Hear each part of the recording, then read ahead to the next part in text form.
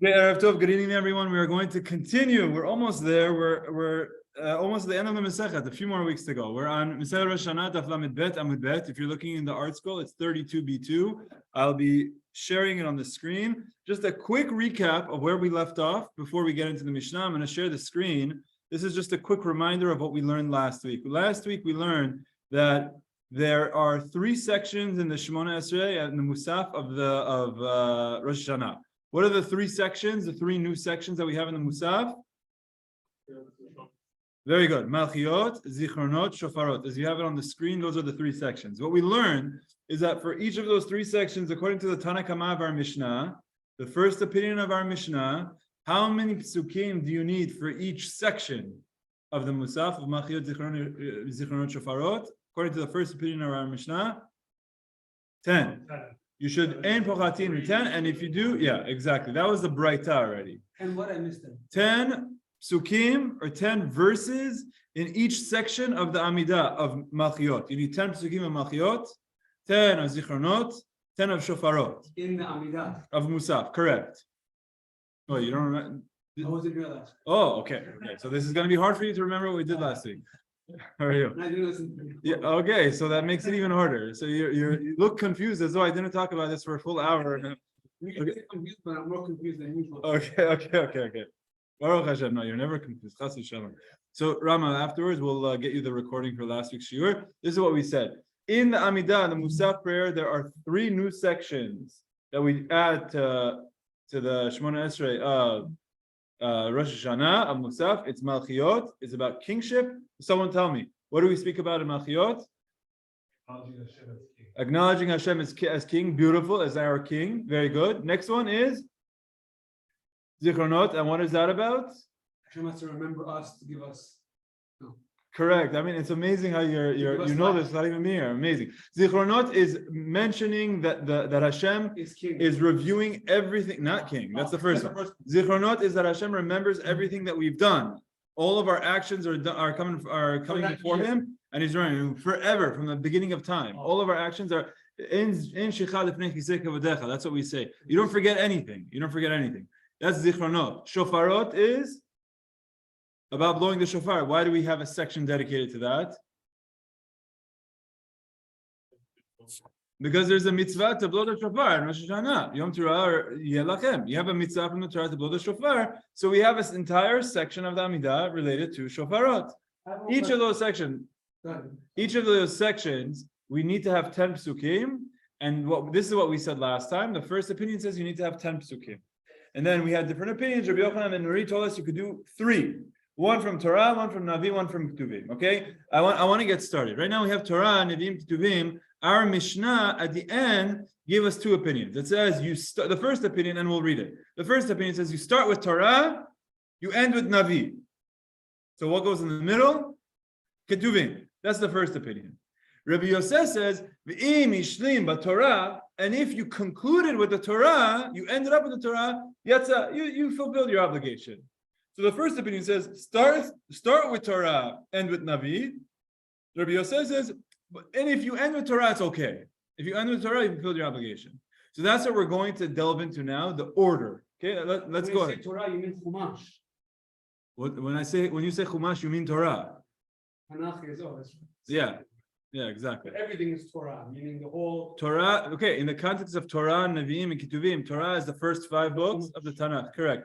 Chumash. I see you're using the word Chumash, but I think the more appropriate word is Torah. Yeah, you know why it's called Chumash? Because there's Chamisha Chumshei Torah.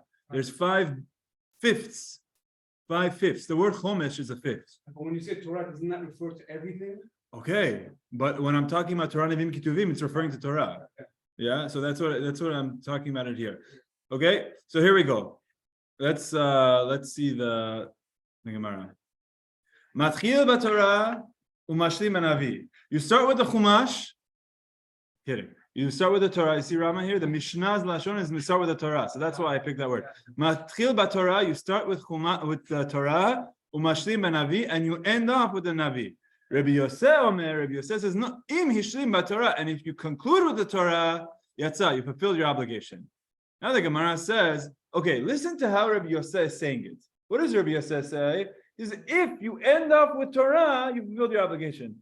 So does that sound like you should end up with Torah? No.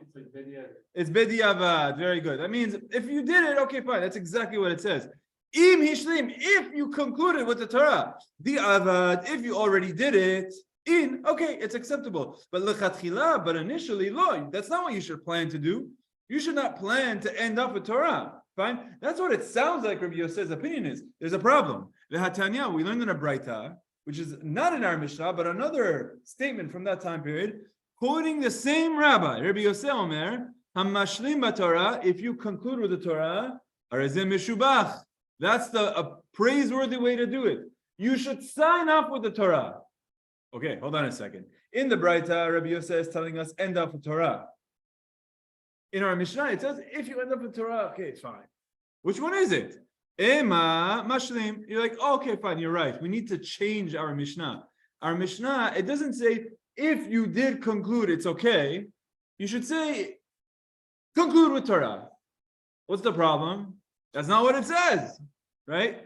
The Mishnah doesn't say that. So yeah, you have a problem, and the way the Gemara answers it is okay, fine. So change the Mishnah. Change the Mishnah. That's not what the Mishnah says. How do you understand that, right? V'ha im hishlim katani. Our Mishnah says if you concluded with that, the avad in the chatchila lo. If you did it after the fact, it would be acceptable. But before the fact, you shouldn't do that. So hachi kamar. No, there is like a confusion of what the text of the Mishnah should have said. This is how the Mishnah should be read. There is a statement of if you did this, you fulfilled your obligation. We just confused it. This is what it should be. Matchil b'Torah, start with the Torah. Umashlim b'Navi, conclude with Navi. That's the first opinion. Rabbi Yosef Omer, here we go. Listen to what he says. Rabbi Yosef says, no, mashlim b'Torah. I want you to end up with the Torah. Lechatchila, before the fact. That's how you should end up. V'im hishlim b'Navi yatsa. And if you concluded with the Navi, you fulfilled your obligation. You get what happened? The first way we learned it is by Rabbi Yosef came and said, if you finish with the Torah, you fulfilled your obligation. Like, no. He's saying, read Torah at the end. Your last pasuk, your sign-off should be from the Torah. But if you did the Navi, that's acceptable. That's the case that after the fact is okay. So it's saying the way you should be doing it to fulfill your obligation is ending with Torah, but if you ended with Navi, it's okay. Very good. Everyone heard what Andrew said? The way you should do it, according to Rabbi Yosef, to fulfill your obligation is to end off with Torah. And if you didn't, and you ended up with Navi, you fulfilled your obligation. That's what we're switching the words around because we know that the opinion of Rabbi Yosef is that he wants you to end up with the Torah. He says, Harazeh meshubach. That's the praiseworthy way of doing it. Okay? Tanya nami achi. We learned another Braita that's similar to this. Amar Rabbi Elazar, Rabbi Yosef. Rabbi Elazar, the son of Rabbi Yosef. Now we're talking about the son of Rabbi Yosef. What does he say? Vatikin. The pious individuals, the high saintly people, they end off and they conclude with Torah. So there you go. We have a Braita that tells us Rabbi Yosef wants you to end with Torah. We have another Braita that Rabbi Yosef's son says that the right way to do it is to end up with Torah. That's the way the pious individuals do it. Our Mishnah says if you ended off with the Torah, you fulfilled your obligation. So it can't be that that's what it means. So they changed it. No. Rabbi Yosef wants you to finish with the Torah, but if you ended off with Navi, you fulfilled your obligation. That's the after the fact thing that's acceptable. Okay? So, Rama, look at the screen. What I did, and I showed this last week, I'm just doing this for as a quick review, and Rama, for your benefit, you can see here in the Malchiyot section, as you start reading it, once you get into the section of Pasukim, you say, Kakatu b'Toratach Adon, as you write in the Torah, right? Not in your Chumash. Kakadu b'Toratach, as you write in your Torah, Adonai yimloch leolam va'ed. That's from the Az Yashir. You say the words Adonai yimloch leolam va'ed, using the word melech. Next pasuk, it says Lo hibit avim Yaakov lo rama v'yisa Adonai lavimo u'turat melech bo. Vayi b'shur melech b'yitasef rashe'am. 3 pasukim from the Torah. Then you get to the Ketuvim, which, as I already mentioned, all of the Ketuvim pasukim that we use, all of them are from Tehillim. All of them are from Tehillim. You say, Udivrei kodshecha katuv lemor. In your holy works, you write, meaning it's talking about Katuv, it's talking about Ketuvim. Udrei Kodshecha is talking about Ketuvim. Ki la'Adonai ha'melocha mashel bagoim. You use the word melech. And then Adonai malach. Yud lavesh Adonai was in Israel. And then the next one, Siu sherem meshachim yinasu micholam v'yavo melech hakavod. Mi use melech hakavod Adonai Siu sherem meshachim v'yavo melech hakavod. Mi use melech hakavod Adonai Siu melech hakavod tzela. You say the word melech 5 times in this section in green. Then we get to the Nevi'im. Va'al yedei avadecha ha'nevi'im katuv the more. And through your Nevi'im, you say the following. Kol Adonai melech Yisrael, etc., etc. Next one, we did Nevi'im 3 times. Then, what are you supposed to do according to Rabbi Yosef? You have to sign up with Torah. You have to conclude with Torah. Of Toratecha Adonai Eloheinu katuv lemor Shema Yisrael Adonai Eloheinu Adonai Echad. That pasuk does not use the word melech. We're going to see that coming up shortly. But that is the melech pasuk. So this is, you see the structure. If you read the Siddur is telling you where it's quoting. It starts off by saying kakatu b'toratach and quotes 3 psukim. Then it says udrei kodshecha, it quotes 3 psukim. Then it says va'ayden avadecha hanevi'im, through the nevi'im, through the prophets, and then quotes 3 psukim. And then it ends up by saying u'toratcha and your Torah. Same thing in the Zichronot. Kakatu b'toratach, etc. Udrei kodshecha, etc. Va'ayden avadecha avedim, etc. And then ka'amur. Same here. Kakatu b'toratach, udrei kodshecha, va'ayden avadecha hanevi'im, ka'amur. When you go through this grid, the Mussaf, I really think I think I mentioned this last week. When you look at the Mussaf of the Rosh Hashana, it's the longest Mussaf of the entire Tefillah. If you go through last week's shiur and you do it hopefully this week, but you also do it the week before Rosh Hashana, or you go through this the week before Rosh Hashana, the Mussaf Siddur is so straightforward and so simple. You understand exactly what's going on. You're like, oh, we're in the bracha of Malchiyot. So guess what? I'm going to see a pasuk. You start with Aleinu l'shabech l'adon hakol. The last line of that is so you start with Aleinu, then you start with the pasuk of Melech. Then you get to Ketuvim, Melech. Get to Nevi'im, Melech. Then you get back to Torah of Melech, which is Shema Yisrael. You blow the shofar. Then you say Hayom Harat Olam. Now you get into the section of Zichronot. And then you're going to see Kakatu b'Tortach, and you're going to say Zichronot. Then you get to the Ketuvim. You see the structure? When you're done with this last part, you blow the shofar, and guess what comes next? Ritzeh. The Amidah is very straightforward. It's confusing if you don't know where you're going. But if you understand where you're going, it's like someone who's trying to get directions. They don't know where they're going. They have to look at every single step of the GPS. Okay, make a turn here, make a turn there, make a turn there. But if you know how to get there, you just drive with your eyes closed. You get what I'm saying? Like, the structure of the Siddur is very clear once you know how it was constructed. Okay, let's go. Sorry, Rabbi. Yes, go ahead, Mr. Delmani. Is Rabbi Yosef disagreeing with the Tanakama, or is he adding to him? It sounds like he's disagreeing, yes, because the Tanakama says, I'll share screen. But what did I do? There. If you look at the way the Tanakama says it, if you look at the Mishnah, Matchil b'Torah u'mashlim benavi. Start with Torah, end with Navi.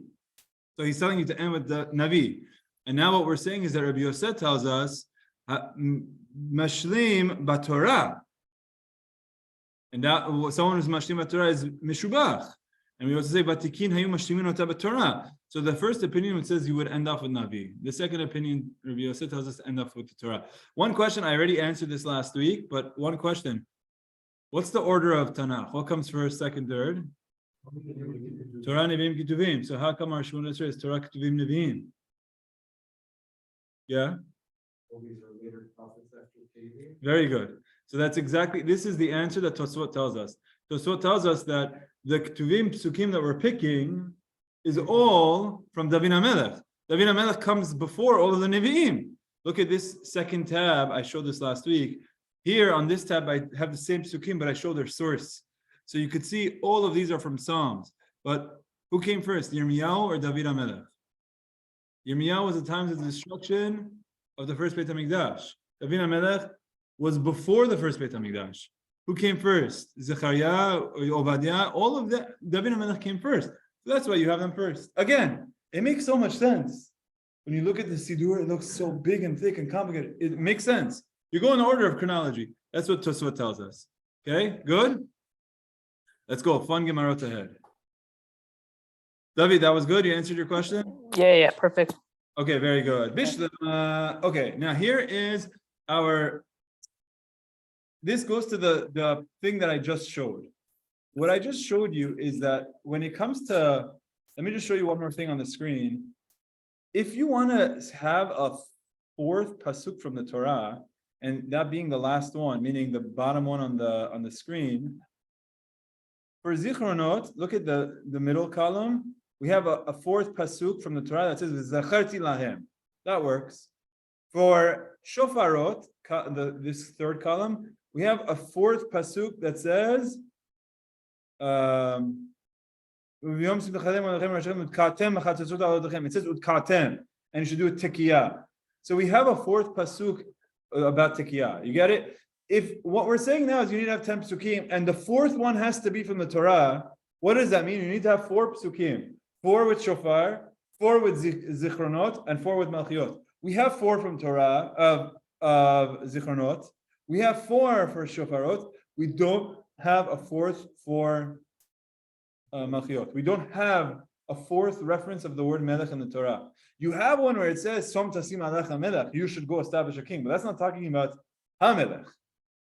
We don't have a fourth reference of the Melech referring to God in the Torah. So what are we supposed to do? That's what we're going to see in the Gemara right now. Okay, let's see it. So you already know that the answer is going to be to say Shema Yisrael. Let's see how we get there. Bishlama Zichronot v'Shofarot ikatuva. I understand how I could have my fourth pasuk coming from Torah by Zichronot and Shofarot because I have many pasukim there. I have enough. Ela Malchiyot, but when it comes to Malchiyot in the Torah, Telatu dehavyan. I have only 3 in the Torah. What are the 3? The first one is Adonai Elohav imo utruat melech bo. It's a pasuk from Bemidbar. Then it says Vayhi bishurun melech. That's a pasuk in Parshat Vizot Baracha, the end of the Torah. And Adonai imloch l'olam va'ed. That's a pasuk from Az Yashir. So I have 3 melechs in the Torah. Va'anan ba'inan eser, and we need to have that 10th pasuk coming from the Torah. V'lekan, we don't have it. We need to have that 4th pasuk from the Torah. So what should we do? Okay, these 3 pasukim, by the way, are the 3 pasukim that we read. Adonai imo Torah melech bo. That's what I have here on the screen. Is this Adonai imloch l'olam va'ed, vayhi b'shur melech, Adonai Elohav imo Torah melech bo. Those are 1, 2, and 3. So the Gemara here tells us exactly which 3 pasukim we have to use. What should I do for the 4th? Amar Rav Huna. Rav Huna says here I have an answer. My answer is going to be between machloket between Rav Yosef and Rav Yehuda. Amar Rav Yehuda Tashma. Come in the Braita. Shema Yisrael Adonai Eloheinu Adonai Echad Malchut. Divrei Rabbi Yosef. Rabbi Yosef says this pasuk can count toward Malchut. Because what is Malchut? It's saying that Hashem is our king. Saying Shema Yisrael Adonai Eloheinu Adonai Echad, accepting Hashem as our God, that's the same as kingship. Does anyone know what the first paragraph of Shema and Shema Yisrael, what the Gemara in Barachot calls it? It's saying L'kabel ol Malchut Shamayim. It's accepting God as your king, the heavenly yoke of the king. So Rabbi Yosef says, you don't use the word Melech, but the theme of Shema Yisrael is making him your king. So I'll count it, says Rabbi Yosef. Rabbi Yehuda Omer ena Malchut. Rabbi Yehuda, remember from last week, Rabbi Yehuda is like a stickler when it comes to which pasukim you could choose. We had a list of maybe 4 or 5 last week that Rabbi Yosef says you could use it. Rabbi Yehuda says, not in my Siddur. Rabbi Yehuda was very, very restrictive from last week. You're going to make a chart. You're going to try to make a chart. If you can, get your. There was a psukim that Rabbi Yosef says yes. Rabbi Yehuda says no. You have 4 or 5 of them. Rabbi Yehuda says no. He says it again. Shema Yisrael, no. Okay, so fine. So Rabbi Yosef says, okay, let me give you another one. You should know and really internalize it in your heart. Ki Adonai hu Elohim. Hashem is our God. Ein od. There's no one else. Malchut. Rabbi Yosef. So Rabbi Yosef says that counts as kingship. What do you think Rabbi Yehuda is going to say? Rabbi Yehuda Omer ena Malchut says no. Doesn't use the word melech. You say there's no one else other than him. Fine, but you didn't call him the king. I don't like it. Okay. So let me try again. Says Rabbi Yosef. Atah et aladat ki Adonai hu Elohim. Now you see that Hashem is our God. There's no one else out there. Malchut. Divrei Rabbi Yosef. Rabbi Yosef says this is a pasuk of Malchut. Guess what Rabbi Yehuda says? Rabbi Yehuda Omer, Eina Malchut. No, it's not. You didn't use the word melech. So, Baba, what are we supposed to do? Rabbi Yosef is trying to find Pasukim, that fourth Pasuk. Remember, Rabbi Yosef was the one that says you need to end up with the Torah, not the Tanna Kama. Rabbi Yosef is saying I need to have a fourth Pasuk with melech. The Gemara says, there isn't one. He says, no, I'll find you one. Okay, but Rabbi Yehuda doesn't like it. I'll find you another one. Rabbi Yehuda doesn't like it. You find you another one. Rabbi Yehuda doesn't like it. That's where the Gemara ends. How does that work? Rabbi Yehuda argues with Rabbi Yosef. Rabbi Yehuda argues with Rabbi Yosef like 7 times. He also argues with Rabbi Yosef in our Mishnah, meaning he doesn't require you to end with a fourth pasuk from Torah. He doesn't require that. So Rabbi Yosef is the one that says you need to have a fourth pasuk, and Rabbi Yosef is the one that says I include Shema Yisrael. So we're following Rabbi Yosef's opinion by ending off with the Torah. So we need to use one of the pasukim that he says. So we use Shema Yisrael. That's how it works. According to Rabbi Yehuda, you wouldn't be able to use that fourth pasuk, but you don't need a fourth pasuk from the Torah. You could use a fourth pasuk from Navi. You could use a fourth pasuk from Ketuvim as far as he's concerned. You don't need to have the fourth one dafka from the Torah. That's what we end up saying, and that's the end of it. Okay? Yes, go ahead. Is it possible you don't say you have to use a fourth line in Navi, have to end Navi? Oh, what if you put a fourth in as a sandwich in the middle? Isn't like he wouldn't say you can use a line from Ketuvim because you're supposed to end Navi. So you can, right. So what you can do is you could have 3 from the Torah, 4 from Ketuvim, and then 3 from Nevi'im. So you'll still end up, right? So Andrew's question is, if you have to end with Navi, that means the fourth one has to be from Navi. But I'm saying, no, your fourth could be from Ketuvim, just together with Ketuvim, so you end up with Navi. And in fact, as I showed you in the past, we're actually, let me show you one more time. I highlighted in green how we have some redundant Pasukim. If you look at Shofarot, for example, 1, 2, 3, 4, you have a fourth Pasuk of Shofar. We didn't need this, but we throw it in there. And look at this, look at Malchiyot. This one says Melech, this one says Melech. This Pasuk in green has Melech how many times? 5 according to Rabbi Yosef, and according to Rabbi Yehuda, you have 3. But you have the word Melech already used, and he's saying you're allowed to count this as 3. So according to Rabbi Yosef, you don't even need to do this. You have enough. But if you want to end up with Torah and you're following the structure of doing 3, here we have like 5, and then you're doing another 3, but you want to end up with Torah, so you need to find one more for me, right? So again, what I'm trying to say is that Rabbi Yosef is not trying to find Shema Yisrael because you need a 10th. You already have more than 10. We already run more than 10. It's because he wants to sign up with the Torah. Good? Very good. Okay. Let's keep going. Next Mishnah, raise of hands. By raise of hands, I just want to do stop share. No, don't answer, okay? Don't answer me. Just raise your hands, vote. Do we say Hallel on Rosh Hashana? Raise your hand if you say yes. Raise your hand if you say no. Okay? No. Oh, I said don't say anything. Okay, fine. But you know what? To be fair, you're on Zoom. Okay, I'll give that. Oh, you raised your hand. Andy raised his hand. Now I get to say what you raised your hand for. Andy raised his hand for yes. Andy, you're wrong. We don't say it. I'm kidding. We don't say Hallel on Rosh Hashana. We have to ask the question, why? I have another question for you. When should you do a mitzvah? Let's say you wake up in the morning, there's an opportunity for you to do a mitzvah. When should you do it? You should do it right away. Should you wait until the afternoon? So why do we wait until the afternoon for shofar? Why don't we blow the shofar as part of shacharit? Rosh Hashana, what are you waiting for? What are we waiting for? These are 2 questions we're going to address in our Gemara tonight. The question number 1, why don't we say Hallel on Rosh Hashana? Question number 2, why do we blow the shofar Mussaf and we don't do it for shacharit? Okay, these are important questions, very important questions, and then we're gonna see it. Okay, let's go. Rosh Hashana is also Rosh Chodesh, so it should be like every other Rosh Chodesh. Oh, at the very least. So you're saying at the very least you should say Hallel because Rosh Chodesh. Here we go. New Mishnah. Okay, Matnitin. We are on Rabbi. 32b3. Yes, go ahead. Who asked the question? Go ahead. Yeah, me. Don't we have one of the paragraphs of Hallel during the Mussaf prayer? Correct. Okay, we read Tehillim. Correct that we read Tehillim, but we don't make a bracha of Asher Kedishanu Mistav Siman Ligmorat Hallel. We read. Okay. You're correct that we use that parak of Tehillim. but that's not Right. Hallel. Hallel proper is you say the bracha. Vasher kedishanu ligmor Hallel. We don't do that. Right. Okay. Okay, very good question. Okay, here we go. Mishnah. Ha'over lifnei teva, the one who is a chazan. Over lifnei teva is meaning someone who's a chazan. B'yom tov shel Rosh Hashana, whoever is the chazan of Rosh Hashana, hasheni matkia. The second chazan is the one that will cause the shofar or will call for the shofar to be blown. What does that mean? The second one? That means the chazan for Mussaf. Exactly. You see already from the lashon of our Mishnah that they wouldn't give shacharit and Mussaf to the same person, which I was reading in the comments is like a very interesting thing. How the Gemara says, whoever is the chazan and Rosh Hashana, the second one is going to be involved with the shofar. So you see, it's the one about Mussaf. Okay, ubishat Hallel, and when you're saying Hallel, harishon makret Hallel, the first chazan is the one that's going to be reading the Hallel. So our Mishnah says as follows, and there's like, you could pull it out, there's clues here.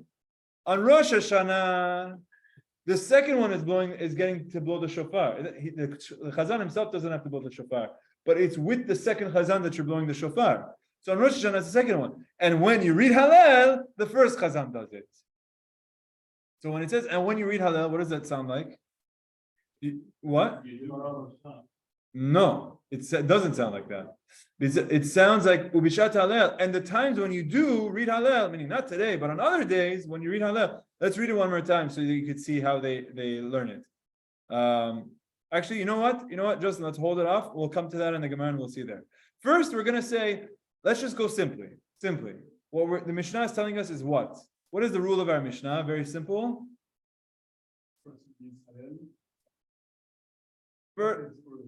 First person, meaning the chazan of Shofarit reads Hallel, but not the chazan of Mussaf.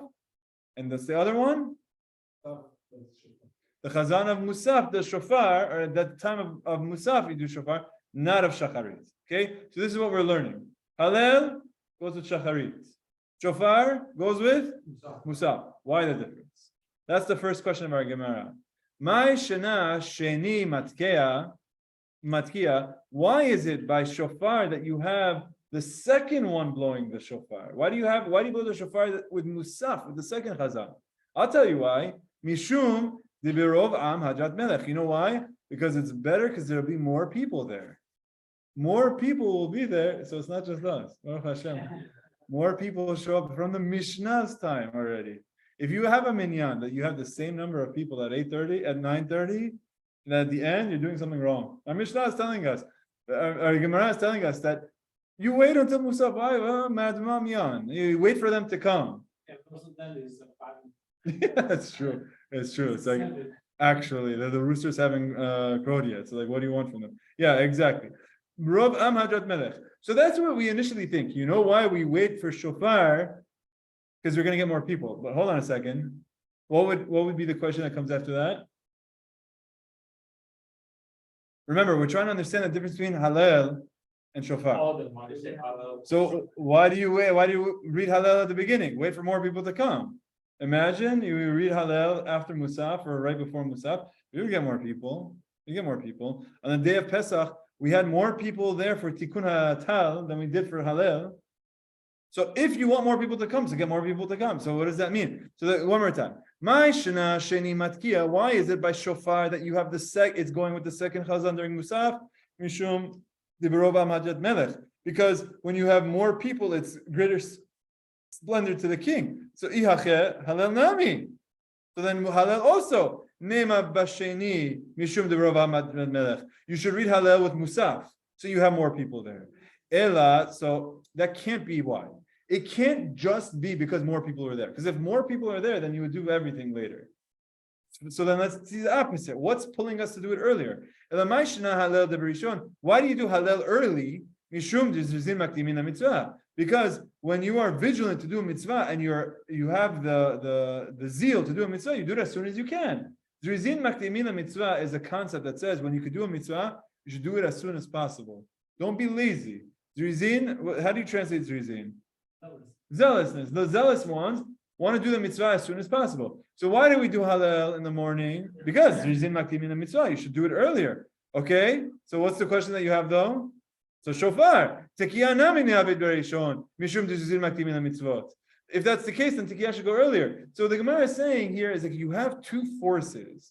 What are the two forces? On one hand, you have berov am hadrat melech, which means with a larger crowd, it's greater splendor to the king. You want more people to be there. On the other hand, you have the concept of zirzin makdimin mitzvah. You try to do a mitzvah as soon as possible. So which one comes higher?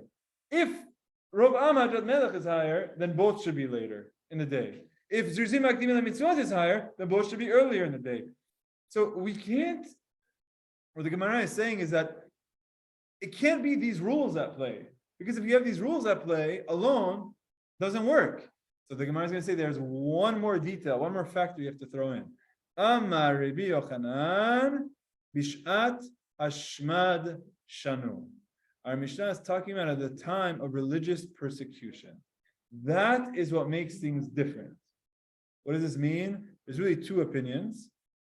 I'll read to you the two opinions. Let's see. First, I didn't see what Sfaria says. Let's see what Sfaria says. The Gentile authorities prohibited sounding the shofar and appointed guards during the morning to ensure that the Jews comply.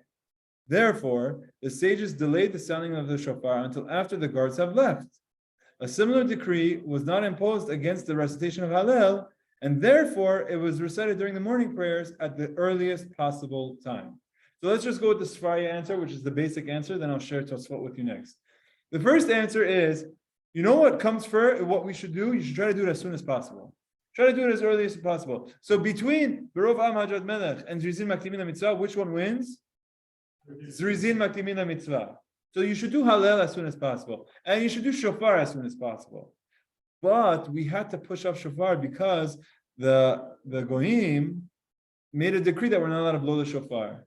And the Goyim came and they checked when we went to Kanisa at 5 a.m.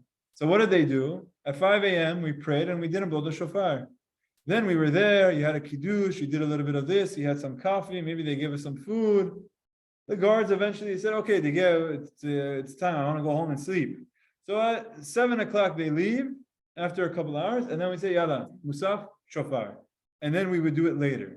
So it's better to do it earlier, but we were forced to delay it. Safety reason. For safety purposes. This is what Rashi explains, I believe, and this is what you see the Sfaria explains. This is a common understanding that the guards will only come in the morning. There's a big problem with this that just never entered in my head. It's like, what, the guards are idiots? Like they're blowing the shofar. Oh, you can only blow the shofar at this time. If you're really putting in a decree and you're gonna send guards to every single kanisa in the morning for shacharit, and then comes Mussaf time, they say, nobody says it's a coffee break. Well, the guards also believe in coffee break. Haftarah came and they left. I don't understood this.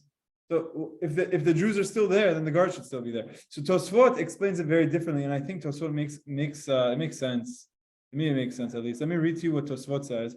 I'll put it on the screen. Commentary. Okay, this is how you use Sfaria. You go to Tosfot. Bishat Gzerat Hamalchut Shanu. This Mishnah tells us that we read Mussaf later, we read the Shofar later, because it was a time of the decree of the kingship. So now the first thing that Tosfot is addressing is, okay, but we don't have a decree anymore. So if we don't have a decree anymore, shouldn't we go back to blowing shofar at the beginning? So what he says, lo avdinan kedemi ikara, we don't go back to doing it like we initially did by doing it at shacharit. Afagav dezrizin makdimin the mitzvot, even though it's better to do it earlier.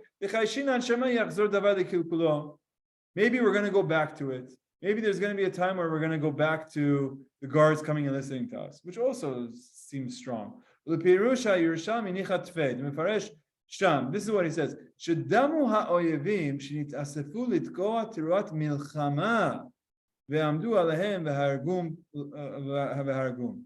close to Yerushalmi that says, you know what happened once? I'll tell you what happened.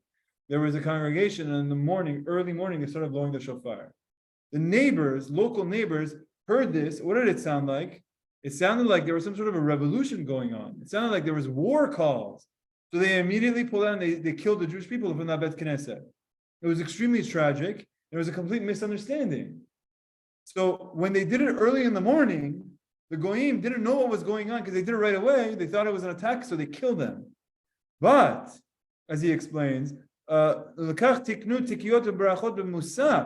וכי חזו דקראו בקריאת שמע ומתפללים וקוראים בתורה וחוזרים ומתפללים ותוקעים אמרי בנימוסי ואינו עסקינן. So what he says is, but when the goyim see that you're in the Kanisa already, you're going in, you prayed Shema Yisrael, they hear the Shema Yisrael, they heard the Torah, they heard the Kohanim, they heard this, they hear Mussaf, they hear Shofar, then they say, okay, this is in the context of their prayer.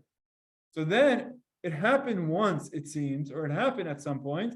So because of that one time, we said, don't do it first thing in the morning because this shofar could be misconstrued by our neighbors as we're trying to do some sort of a revolution, a revolt.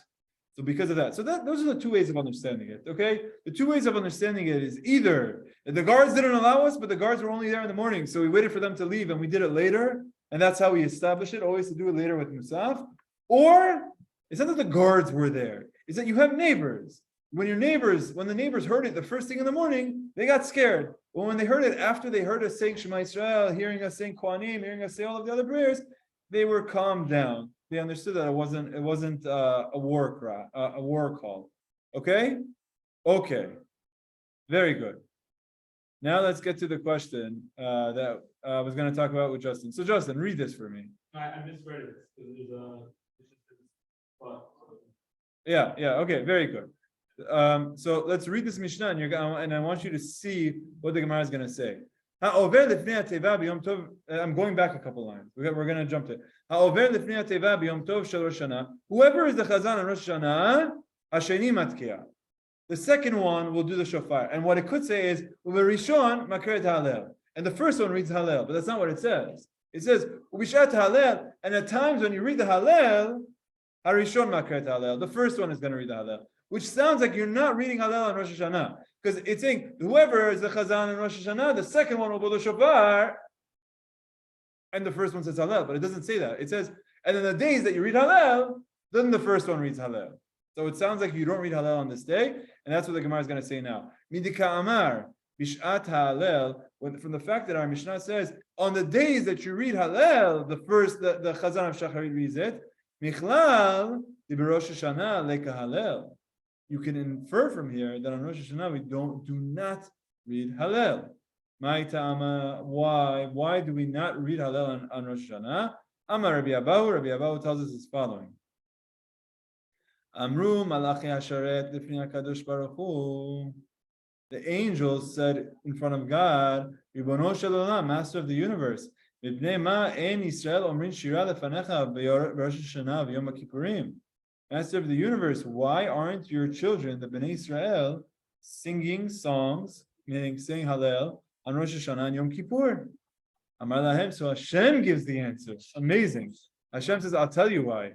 If Shar, Melech, Yoshev HaKisedin, is it possible that a king will be sitting on the throne of judgment? I'm sitting here in court. V'sifrei Chaim, v'sifrei Metim, P'tuchin Lafanav, and the books of life and death are open in front of him, meaning in front of my children. And they'll be singing a song. Do you think it makes sense for them on a serious day like today to be taking it lightly and be singing Hallel? That's the answer. So the Gemara says, why do we not read Hallel on Rosh Hashanah? Rabbi Abahu says, you know who asked this question? The angels. You know who answered this question? God himself. And God explained that today is not an appropriate day for singing Shirot of Hallel. Now, the truth is, all of our tefillot are all songs, right? It's not the tunes that's a problem. In fact, the tunes of Rosh Hashanah will get people into the tefillot. The tunes of Yom Kippur, if you don't have a tune of Yom Kippur, the whole thing is the tunes, all of the songs. You know, there's that tune Friday night is that's my favorite. That's my favorite song. It gets me into the Yom Kippur. It's like, wow, Yom Kippur started. Without the songs, you wouldn't be a part of it. It's not the tunes that's the problem. It's like the concept of Hallel is singing praise to Hashem for great things, and it's like, hold your horses. Who said something great happened? Who said you're even going to make it past today? Who says you're going to be written in the book of life? We leave it out on purpose to make us understand that it's a serious day. We also say that Hallel is almost bribe to Hashem, and you can't bribe a judge on the day you're being judged. You better not compliment him too much. You can't bribe him. Okay, very good. Very good, very good. Okay, so you're saying, or Rama, what you're suggesting is that Hallel, maybe you could view it almost like metaphorically, you could view it as a bribe. And throughout the rest of the year, Hashem will accept it because He loves us and we're His children. But when it comes to Rosh Hashana and Yom Kippur, today is the time of judgment. Today I don't accept bribes. Yeah, metaphorically speaking, I think that's a very nice idea. It's a very nice way of saying it. Like, that's the same part. Yeah, and you know where that works? Look at what it says. Efshar melech yoshev al kiseh din, sitting on a throne of judgment. You know, the thing is, I just read it on Rosh Hashana. We say that Hashem is sitting on the throne of judgment. On Yom Kippur, we actually say El melech yoshev al kiseh rachamim. Really, on Yom Kippur, Hashem is looking for these things, looking for times of rachamim. So maybe this answer from that perspective maybe is more appropriate to Rosh Hashana, because on Yom Kippur, Hashem is asking for us to bribe Him. Where He's minahag b'chasidut, Rav Chesed. We learned it earlier. Hashem is looking to give Him forgiveness. But anyway, you get the idea. This is the Dvar Torah for Rosh Hashana. Okay, so you have throughout this Masechet we learn a lot of technical things. We learn a lot of technical things, which maybe not that many people will enjoy. But it could be your Divrei Torah for Rosh Hashana. Why don't we read Hallel on this day? Of course, we're happy and we're singing the tunes, but we eliminate the Hallel to make us realize that don't take it for granted that you're being inscribed in the book of life, because maybe we don't, maybe we're not. It's a serious day. So you see, there's this element of understanding the seriousness and the gravity of the day. Have you ever heard the concept that if you go to Harabait, you're not allowed to go to, but let's say you go to it, and a Jew starts to sing Hallel, the Arabs know what Hallel is, and they forbid you to sing it, because there's some power of the Hallel that does something that the Arabs are afraid if a Jew sings it on Harabait. No, I have not heard of that, but I have now. It's illegal to sing Hallel. Yeah, I know that I know it's illegal to do much there. I know there's a lot of things there. Okay, don't get me started. This is a Yom Ha'atzmaut. It's a time of understanding the miracles that we've experienced as a Am. Okay, let's continue. Next Mishnah, we're moving along. This next Mishnah is going to be a short list of a bunch of halachot. We'll get through the Mishnah, and most likely we'll stop shortly after the Mishnah. Okay, here we go. Mishnah. Everyone with me? 7th inning stretch. Pre-Mishnah stretch. Good. Everyone ready? Let's go. Lamed Bet Amud Bet on the bottom. Mishnah. Shofar shel Rosh Hashana ein ma'avirin alav et tchum. Here's what we're going to say. We're going to say, let's say it comes to Rosh Hashana. Okay, question. Before we look at this, I have a question for you. Let's say you have to blow the shofar. Oh, Nikki, I didn't see you. Shalom Aleichem, Nikki. Let's say you have to blow the shofar. And let's say, for whatever reason, the shofar is physically, you're not able to get to it unless you break halacha. For example, you have to leave the Tchum Shabbat. We have to leave the Tchum of Yom Tov. We've spoken about this before, that there's a rule that wherever you are living and wherever is like civilized, wherever the city ends, you're only allowed to walk 2,000 amot outside of the city borders. After 2,000 amot, you're not allowed to leave you're not allowed to walk anymore. It's called Tchum Shabbat or Tchum Yom Tov. It's called a boundary. You're not allowed to go michutz Tchum. Okay, so let's say you would have to walk from here to, I don't know, let's say you have a shofar in somewhere that's outside of the tchum. For argument's sake, let's say it's in Brooklyn, okay? And assume that you have to leave the tchum and you have to go get it. Can you get on your legs? Can you start walking and getting it? You're going to have to leave the tchum. Are you allowed to break that halacha of leaving the tchum in order to get the shofar?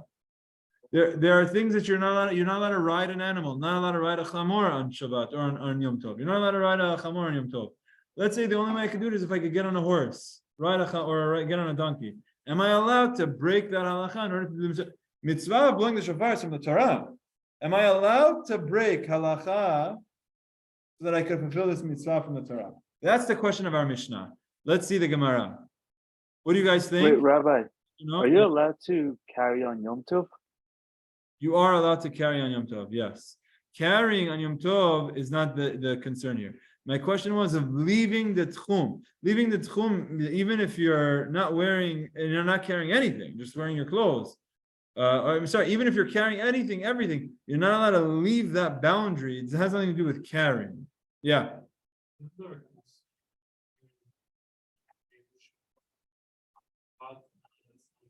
Correct. Very good. So this was called the Gzera de Rabbah. There are 3 mitzvot that if the holiday falls out on Shabbat, we will not do that mitzvah. The mitzvah is abolished for that day. There are 3 mitzvot that we will not do on Shabbat. What are they? Shofar, Megillah. Correct. Shofar, Megillah, and Lulav. First day of Sukkot, if it falls out on Shabbat, we will not be shaking the shofar, the lulav. Actually, any day of Sukkot does not. If it falls out on Shabbat, we will not shake the lulav. If Purim falls out on Shabbat, we will not read Megillah that year. We would not. Doesn't happen. Actually, it happens where you have Purim Meshulash. They read it. They in Eretz and Yerushalayim they read it before. They do not read the Megillah on Shabbat. And the other one is Shofar. We do not blow the Shofar on Shabbat unless I'm really testing you. Oh. What? Yom Kippur? No, not Yom Kippur. Yom Kippur, you blow the shofar. Correct, Yom Kippur for thing. But I'm talking about Rosh Hashana. What is it? By the Beit Din. Exactly. That's the Beit Din is reinstated. You're allowed to do it only by the Sanhedrin. And then, after the Sanhedrin was abolished, Rabban Yochanan ben Zakkai came and he allowed us to do it in Yavne also, or exactly with the Beit Din in Yavne in front of the Sanhedrin, or according to another opinion, other Beit Dinim also. And I told you how the Rif in Morocco would blow the shofar on Shabbat, and there was a rabbi, Rav Yaakov Yosef Schlesinger, who wanted to blow the shofar in 1904 and 1905, and it didn't work. And I told you this year that we're going into 2023, it's going to be 5784. Shabbat falls out on Rosh Hashana. And I don't know if there's going to be any commotion this year. They blew the shofar. What year was it? 2009? What was it? I told you. I think in the year 2009 or something, they did it. They blew the shofar on Shabbat. Who did it? I forgot who it was. I forgot who the rabbi was. But in Yerushalayim. Was it Adin Steinsaltz when he was making the Sanhedrin? I don't know if it was Adin Steinsaltz. I know that Adin Steinsaltz was trying to make the Sanhedrin, of course. Zichronot Livracha, Tzaddik. I don't know if it was him though. I don't know. But we did this. We did this maybe 2-3 months ago. So I took this topic to Rabban Chaim after I gave the shiur this night about Rav Yaakov Yosef Schlesinger, about the whole night I was talking about it. The next morning I went to him and I said, I read this, I talked about this. He's like, oh, wow, you know about this. It's very interesting. And then he started telling me some of the details about the Rif. And then I told him that they did it in Yerushalayim like a decade ago. And he was like, oh, whatever. Like he he really couldn't care less. He was like, okay, fine. Okay, people do things. Like, what do you want me to say? He's like, yeah, they blew the shofar. Okay, there are people that are bringing korbanot in like random places, doing these things. Like he's thought like, okay, fine, good for them, they did it. But he knew the whole story of Yaakov Yosef Schlesinger. It's amazing story. Tremendous. Okay, anyway, would be allowed to blow the shofar in front of the Beit Din, which is what we're saying in Yerushalayim. That's not happening here this year. No, definitely not here, unless Mashiach comes and he allows us to do it in front of a Beit Din. Okay, anyway. Okay, so Andrew said this very nicely. They did not allow us to blow the shofar on Shabbat Rosh Hashana because maybe someone is going to carry. We're not talking about if you're carrying. We're talking about in the Beit Knesset. In fact, I think I showed you a picture. There were some Beit Knesiot in Europe. I think it was Europe. That they had a shofar tied to a pole, and what they would do is they would blow the shofar on Shabbat. Even though we have the Gezerah against it, they would blow the shofar on Shabbat, Rosh Hashana, and they felt we're not going to come to carry it. Why? Because it's tied to a pole. No one's going to come to carry it. Now, really, the Gemara doesn't say that you're going to come to carry a shofar. It said, if you tell people they have to blow the shofar on this day, people will carry wherever they are. They're going to go outside with their own shofar, not with the carriers of the shofar. It's a very interesting solution. You can't do that. Like how they did it, very interesting. Maybe they did it in front of a Beit Din. Maybe they did it in front of a Beit Din according to the Rif. The Rif was the opinion that says you could do it. Maybe. Okay, we spoke about this at length. But you were not... putting that aside, you're not allowed to blow the shofar on Shabbat because maybe you'll come to carry.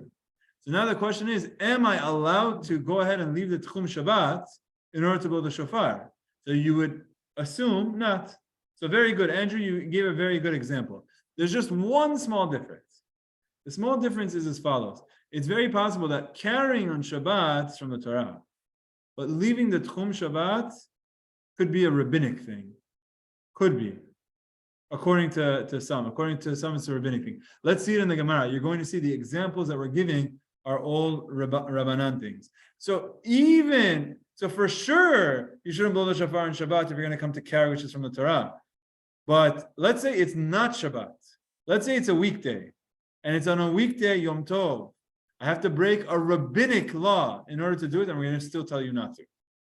Or I take it back. You know what? Let's see the Gemara.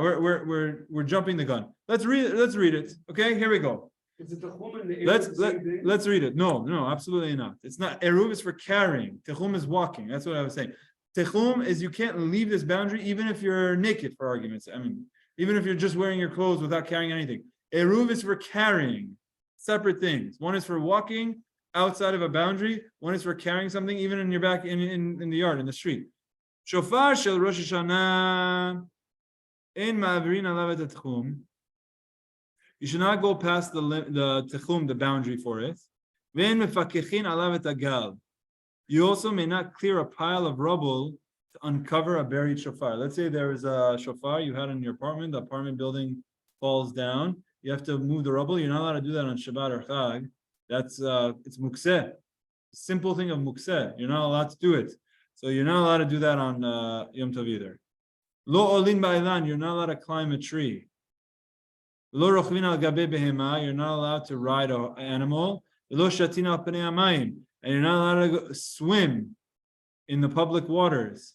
These are 3 rabbinic isurim that you're not allowed to do rabbinically. You're not allowed to climb a tree. You're not allowed to ride an animal. You're not allowed to swim on the waters. These are 3 rabbinic things that you're not allowed to do. And what we're saying is you're not allowed to do these rabbinic prohibitions, even if it means that's the only way you could fulfill the Torah mitzvah of blowing the shofar. Okay? So this is the rule. The rule is you are not allowed to break any halachot to get the shofar. Period. Simple. You're not allowed to break any halachot, even if they're rabbinic, in order to blow the shofar. Okay? You're not allowed to cut a shofar. Let's say you don't have a shofar, and you see a ram. Are you allowed to pull out your chainsaw and say, "Let me cut it off," or your whatever, your saw, your hand saw, cut it off? I need to do the mitzvah. So what are we saying? You're not allowed to cut. No, that's part of a ketitza. It's one of the malachot. You're not allowed to do that either. Ben b'davar shu mishum shvut, uben b'davar shu mishum lo ta'aseh. Even whether it's from a lo ta'aseh, which means if you're using the proper knife, or even something that's rabbinic. Rabbinically, let's say if you take a key, if I take this and I use this to chisel away at a horn of a animal, since this is not a tool that is meant for that, it's only prohibited rabbinically. It's only chachamim that say that's asur. From the Torah, it wouldn't be asur because I'm doing it in a shinui. It's in a backhanded fashion, and I'm doing it with something that's not a tool for this. It's a key.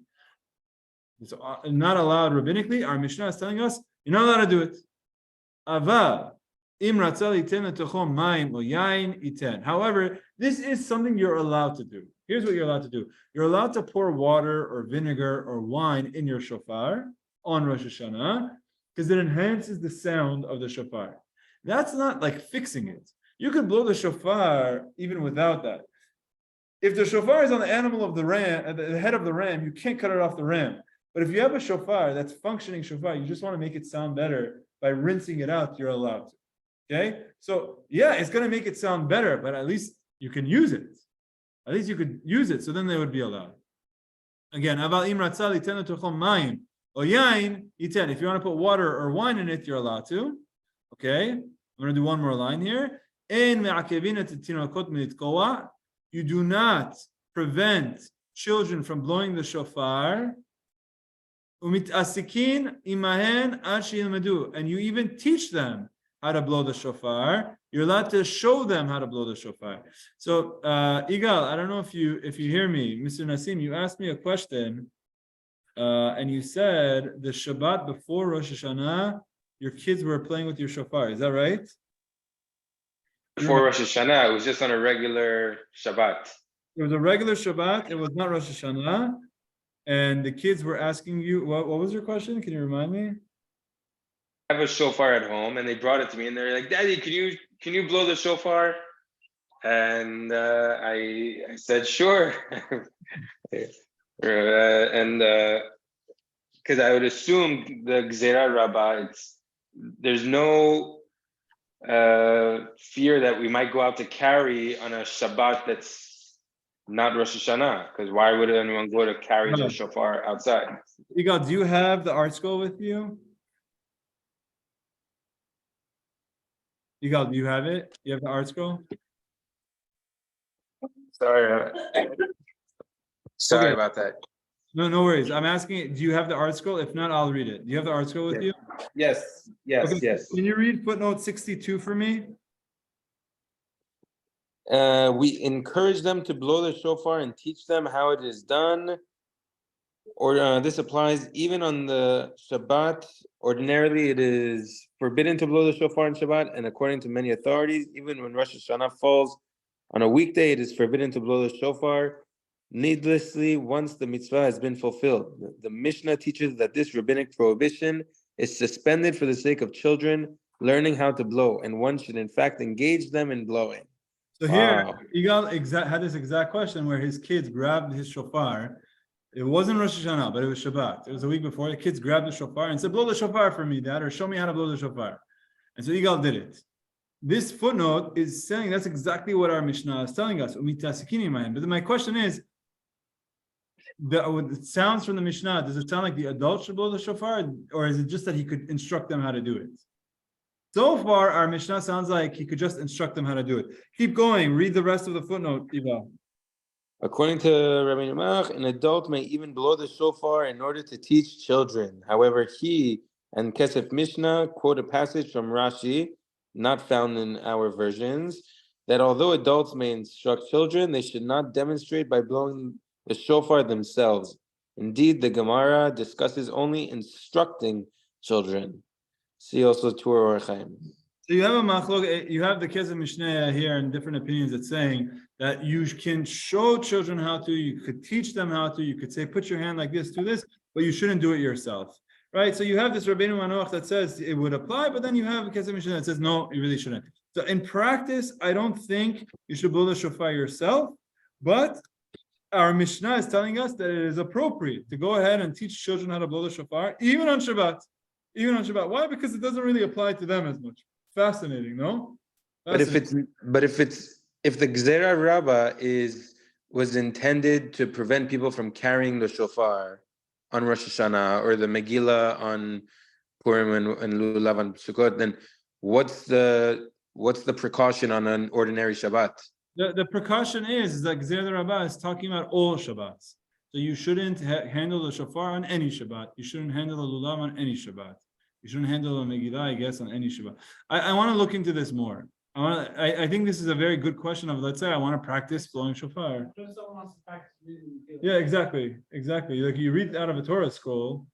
So I think this is something that I need to look into more. This is the topic. This is the topic right here. So I'm going to look into more for next week. We'll discuss that more. You had a question? Girls will have to blow the shofar, let's say, for themselves, and then. So that's Would they be able to blow it on Shabbat practice? very, very good question. So now we're talking about children. Your question is, what about women? Is their law similar to adults? Is it a similar? No. So daughters, children is children. So that's okay. But okay. So the answer to your question is, it's coming up. We have a whole discussion about women and their obligation of the mitzvah of shofar or not, and whether they should be blowing shofar or not, whether they should be involved with the mitzvah. So that's coming up in the next page. There's a whole discussion about whether women are obligated or not. I could even point you to the next topic. We're going to say that it's a mitzvah that says shazman grama, that women are not obligated. Women are not obligated in the mitzvah, any time-bound positive mitzvah, and this is a time-bound positive mitzvah. It's wild to think that really women are not obligated. They don't even have to hear the shofar. Now they do, they should. It's part of Am Yisrael. It's something that we do. But if a woman is unable to hear the shofar in Rosh Hashana, technically speaking, she's not obligated. So this is where the discussion comes in. I think I have a little bit more research to do on this topic, but basically what I want to just conclude with this Mishnah let me share my screen because we're not done yet. Let me just finish this line. We'll review it. And Be'ezras Hashem, next week, we're going to pick up from this Mishnah again. Okay? So one more time. So Iga, look at the way the Mishnah says it. En me'akevin et hatinokot militkoa. You don't prevent the children from blowing the shofar, which means if the child is blowing the shofar, you don't say, hey, put that down. You definitely don't do that. En me'akevin means don't tell them not to. Ava mitasekin imahen ad she'ilmadu. On the contrary, you're allowed to involve yourself with them, encouraging them and instructing them until they learn how to sound it properly. It does not say here that you could blow it yourself. And that's why you have that, like that comment 62, where it sounds like, no, maybe you shouldn't. And indeed, that's what it sounds like in the Gemara, that you yourself shouldn't do it. But what is said here is that you're allowed to tell them to go ahead and do it. But now, let's say as this kid is blowing the shofar, or let's say you on a regular Rosh Hashana, you're practicing, you're not blowing the shofar to do the mitzvah, but you're only practicing it. Someone who blows the shofar absent-mindedly, which means you're doing it either to make the sound of music, or you're doing it because you want to scare the birds, or you're doing it because you're just trying to practice. Lo yatsa, you do not fulfill your obligation. If you do not have in mind to fulfill your obligation, you're blowing the shofar, but you're not doing it for the mitzvah. You're doing it because someone is backing into your house. And you blow it the right way. You blow the shofar the right way, but you have no intention of doing a mitzvah. Lo yatsa. The Mishnah tells us you do not fulfill the obligation. And if someone else hears you blowing it when you are not thinking to do the mitzvah, lo yatsa, you did not fulfill the obligation. This is a whole topic we discussed at length before. We discussed this whole topic at length, that you need to have intention as well. Our Mishnah is teaching us two main things. The two main things that our Mishnah is telling us is, number one, or maybe three main things. Number one is teaching you that you are not allowed to break any halachot, whether it's from the Torah or whether it's from the rabbis. You're not allowed to break any halachot in order to give you access to a shofar on Rosh Hashana. And we're not even talking about Shabbat, regular weekday. You're not allowed to break any halachot to get access to the shofar. That's one. Number two, what we're learning is when it comes to children, they would be allowed to handle the shofar and blow the shofar even in the times when you normally wouldn't be allowed to. For example, on Shabbat, when we don't blow the shofar, the kids can. The kids are allowed to. And the third thing that we're learning is this concept of mitasek. Mitasek is someone who's doing the mitzvah or blowing the shofar, the act of shofar, absent-mindedly, in the sense that they are not having in mind to fulfill the mitzvah. What we say is that person does not fulfill his obligation, and someone who hears them also does not fulfill their obligation. This is the whole theme of our Mishnah. We give examples. We could go into a little bit about each one. I think this is what we'll spend the beginning of next week's shiur, where the examples we said is leaving the boundary limit, nothing to do with carrying. It has nothing to do with carrying. It has to do with leaving your radius from where you rested. You're not allowed to walk so much on Shabbat.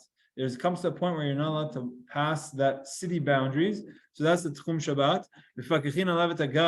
Removing rubble, moving rocks. You're not allowed to go into a rubble site and start digging on Chag. You're not allowed to climb trees, not allowed to ride animals, not allowed to go swimming in the open waters. Some discussion there, because a lot of people do go swimming. Maybe, I don't know, the truth is I don't know if I want to go into this topic. I actually would like to avoid it, but maybe we'll speak about it. This is talking about public waters. You're going to in the open waters. Maybe we'll speak about it briefly. You know what? Why not? Let's do it. Well, you could also speak about like going to a pool on Shabbat and to consider what some of the issues, the potential issues might be, because there are some issues potentially. There's ways to get around it, right? So if you're going to Fontainebleau or wherever you're going and you're going on Shabbat, there are a few halachot that you need to keep in mind in order to make sure you're doing it the right way. The best thing to do is not to go in it at all. But if you're going to do it, and there's a couple of things you should be aware of. So you know what? Maybe I'll prepare next week. Just don't kill me. But like, for example, you can't squeeze. So if you're going to be using a towel, you should not be squeezing your hair. You should not be squeezing the towel. You should have a bathing suit that is non-absorbent. It's like, what do they call it? Like the wicking ones. This is some sort of a nylon or a polyester, because if it's in any way absorbent, you could have yourself some issues. There's a lot of things to be concerned with, but that's not what we're talking about here. Here we're talking about going into an ocean, right? You have to swim from somewhere and you have to go through a river, crossing the Harlem River, for example, you would not be allowed to swim through the Harlem River on Chag or Shabbat. You would not be allowed to. So that's another example. And then cutting off the horn or cleaning out the horn with some sort of a tool, a drill to hollow it out would not be allowed. You cannot hollow it out. But you are allowed to pour some water or vinegar or something that we said. These are all types of laws, that things you're not allowed to do in Shabbat or Yom Tov. And if it means you're going to miss shofar, so be it. You're not allowed to blow. You're not allowed to break these to go through the shofar. So this Gemara, what we'll do Be'ezrat Hashem next week is we'll go through this a little bit. We're going to get introduced to the question of what do you do when you have competing mitzvot? You have a mitzvot aseh and you have a mitzvot lo ta'aseh. Something you should do something. The Torah says blow the shofar. The Torah says don't do something. So which one is it? What do I do? I have to do a brit milah on Shabbat. The Torah says you can't cut, or this is one of the things we learn is you can't cut, you can't cause bleeding.